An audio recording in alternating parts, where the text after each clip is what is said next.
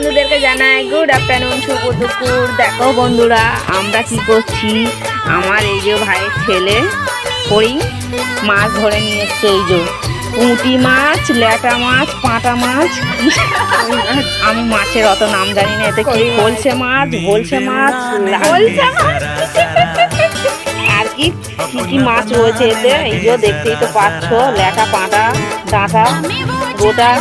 আমি তো অত মাছের নাম জানি না, এইসব ছোট ছোট মাছ আমি খাই না। তো পুঁটি মাছটা খাই, তো এই যে পুঁটি মাছটা আমি কিনে নিয়েছি।